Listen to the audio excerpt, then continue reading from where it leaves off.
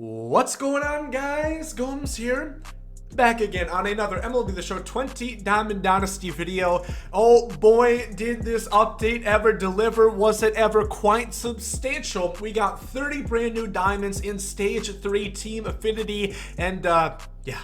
You hear that, little buddy? Thome is in the game finally. I was a little bit late. I thought 5th inning program, there was a bit of a delay. You know, there was a bit of extra shipping. I didn't splurge for the expedited, but we have him and we have 29 other diamonds. We're going to talk about the best Team Affinity programs that you guys should be doing. And yeah, before we hop into this one, make sure to leave a like down below if you guys have been enjoying the content. Thome gameplay coming tomorrow, and then we're going to have some with Oral, Tony Gwynn, some other guys in the next couple of days. Subscribe for all of that. A lot of great videos, a lot of home run derby packs, flash sales, a bunch of interesting stuff. Hit that sub button, and let's get down into the nitty gritty. So this is something I did with both Stage 1 and Stage 2. I'm not going to rank these because it really depends on your situation. Not all of these guys are going to be necessary for you. So I'm going to list out the ones that you should be doing. I think there's 13 ones that I would recommend. And the Rays are coming here. This is, if I'll remember, I'll tell you, they're 3 for 3 with ones that I do think that you guys should get. And is this a bit of a stretch because he's a Ray? Probably. But this Fred McGriff is still really good. 114 and 99 contact, 98, 102 power against lefties, 90 vision, 70 fielding, silver defense at first, and 40 speed with a great lefty swing. This is definitely towards the bottom, and there's a ton of first basemen. They clearly have a bit of a hard-on for that position, as you'll notice as we go throughout this. But even though he is a first baseman, it's still a good card to have. He has a great swing, and I definitely recommend that you guys try him out. So the Rays are a one again that I think is pretty good. The Braves, again, I think all three of these, Albies is situational as all hell, but John Smoltz delivers again.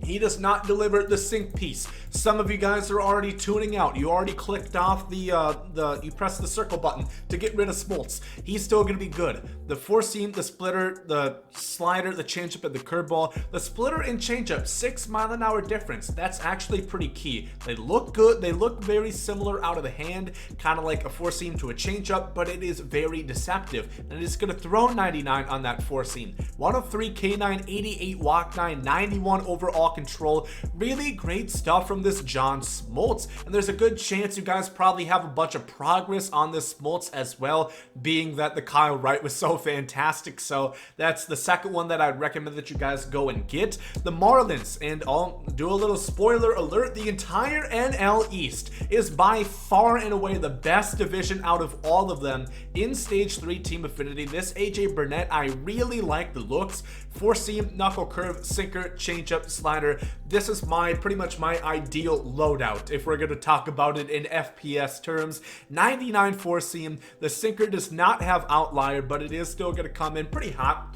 96, 97, and great pitches otherwise. 109 K9, 100 hit per 9. The walk per 9 is low, but 77 overall control. I'm gonna have to use him, test him out for myself, and I really do think he is gonna be a great pitcher. Moving on to the Mets. This is by far the biggest L I have ever seen from people once they first saw the name, because they're like, Al Leiter, well, Christ, we couldn't got the pizza man, maybe. This is going to be a great card. Lefty, sync piece, cutter, curveball, slider, four seam. Somebody commented this, they're like, I said, what else could you want? They said a changeup. That's true. That's a fair point. You got me there. But it's still a great card nonetheless. 100 hit 9, 103 K9, 78 walk per 9. He is going to be able to make do without that pitch. He is going to throw 96 on the four seam, 94, 95 on the sinker, and a good mile-an-hour differential on the curveball, which is going to help counteract for that lack of a changeup. He's going to be good. You're just going to have to pitch with him a bit differently. And Al Leiter, I think, is still going to be pretty solid. The Phillies, another one that I like a lot. Mike Schmidt always comes in with the business, except doesn't come in with the particularly fantastic swing. You're gonna have to make do. Great attributes that cannot be refuted. 87, 108 contact, 106, 122 power against Lefties, you prestige him, he's maxed out there. 81 vision, diamond defense at third and first at 95, 62 speed.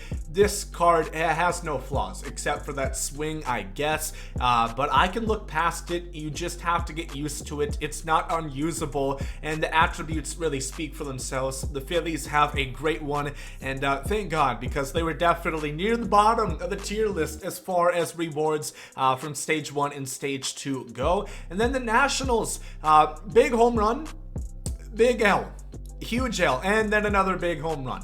Andre Dawson, I'll keep it a stack with you, isn't as good as his card was last year in the Boss program. It's still really solid though. 102, 108 contact, 84, 96 power against lefties, 101 vision. He's a righty. He has a fantastic swing, even for a righty. You know, usually I only swing the way of the lefty. 93 fielding, 97 arm, 85 speed. Again, he's not going to have diamond defense at the corners, but you really probably should be playing him in center field anyway, unless you guys have Mickey Mantle out there. He is going to be a great defender. So that wraps up the NL East. Really good division. Absolutely no cards I don't recommend that you guys get from that division. The next one, of course, you guys already know. Thome, 99 overall, brand new legend. This is a really good card. Only thing is, if you prestige him, his power against righties doesn't actually go up. It doesn't go up to 128. That would be cool, and I think Thome deserves it, but it is going to stay at 125. 119 contact right, 89, 94 stats against lefties. Still great vision. That's not important. Contact is what we look for. Again, remember that. The defense, if you prestige him, you'll have bronze at third. That information shouldn't do anything for you, because if you play him at third, you're probably not that's not something you should do. Fair to say. 41 speed. This is a great card. I used him in a moment for hitting 1 home run. It took me literally 1 plate appearance. His swing is fantastic, as you would assume from a lefty bat. But Thome is great. I think this is another card that you guys are going to want to get, and you can play him at third. It's an option. I don't recommend that option, but it is an option indeed. The next one is for the Kansas City Royals. The Tigers for Al Kaline is debatable. I didn't put him here because there's a lot of outfielders and there's a lot of guys very similar to Al Kaline. George Brett, I think, is great. 123, 114 contact, 120 vision. If you have a lot of vision, it's great. It's just not as big as a downfall as it was last year if you don't have a ton of vision. That's the big thing to take away from it. Don't look at that as a key attribute anymore. 85 and 80 power hits the thresholds versus both. You would love to see diamond defense, but it's not a huge deal. Still gonna have gold defense at third or first. Wish he had that shortstop position. Unfortunately, he does not. And then 62 speed. On top of it, he's a lefty bat. Yeah, that's basically unidentified characteristic. I shouldn't have to say it. You see a lefty, you should know I'm getting hard. Moving on to the next one. The Twins has another great one for Harmon Killebrew. This card is probably one of the most powerful in the game. If you prestige him, he is pretty much maxed out power against both. 121, 125 power as the base. Great contact and good vision, so he's a really good hitter all the way around. The defense, we don't like to talk about that on Harmon Killebrew. You wish you would move the aspect ratio down. You crop out the stuff that isn't highlighted in yellow. 63 fielding, prestige, he's better, bronze no matter where. I'd play him at first. Don't even think about putting him in left field. 39 speed, you'd be better off putting Lizzo in the outfield, for Christ's sakes. But he's going to be another one I think is great. Kerry Wood is good. Another rhyme. God, I'm good.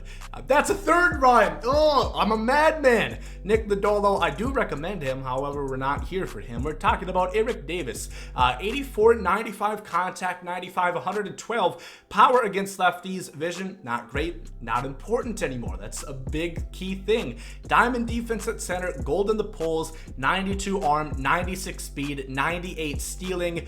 Great. He has a nice swing. I've used him in Showdown. It's not the best, but it is really good. And a ton of range. That's a big thing out there.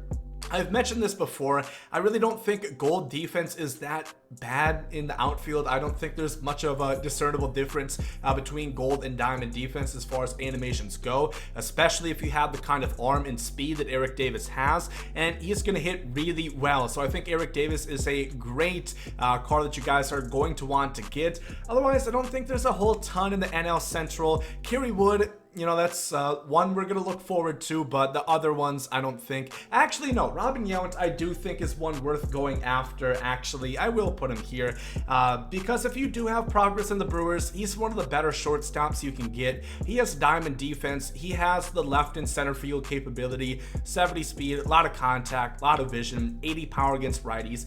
It's not the best. It's towards the bottom of the stage 3 ones that I recommend, not the bottom of the entire barrel, but it is nice to see. The Angels, I would put them here, but unfortunately they just Tim Salmon doesn't have enough defense to make him really worth putting over a guy like Eric Davis, for example. Next up, I would say the Mariners. I would rather have Jay Buhner for sure over Tim Salmon, because he has a little less contact, the same if not more power, and he has 99 arm alongside gold defense and 50 plus speed. He has a good swing as a righty. He's pretty streaky for me once I've used him in the past, but Buhner cards always do play really, really well.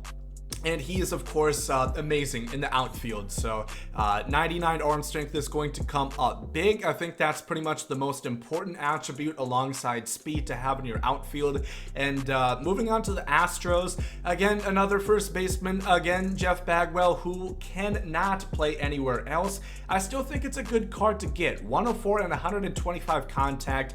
It's really pure hitting, and he does have the defense to back it up. Both first basemen we talked about, well, we didn't want to refer to the stuff in green. It's like little kids and it's little kids in green, not money, but broccoli. Get that shit away. This is different. 81 fielding, 61 speed. That's really good comparative to all the other first basemen that we're seeing, and 110 power against lefties.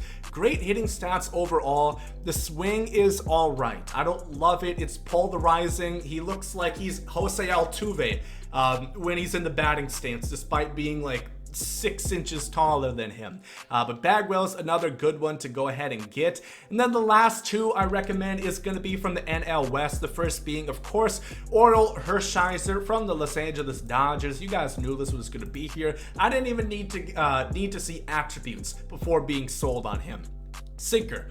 That's all you need to know. I'm already buying him. Cutter, curveball, changeup, slider. The sinker is not going to come in particularly hot, 94, 95. And none of his other pitches come in particularly hot. They're extremely mild, rather. But it is still going to be effective because he comes in with the break, and he has great per nines. 96 hit 9, 91 K9, 92 walk 9, maxed out pitch clutch. I don't really factor that in all that much, but it is an added bonus. He pitches great. Even his gold card is usually dominant towards the beginning part of the year, and Orel always is awesome. Like I said, this is another one you guys are going to want to get.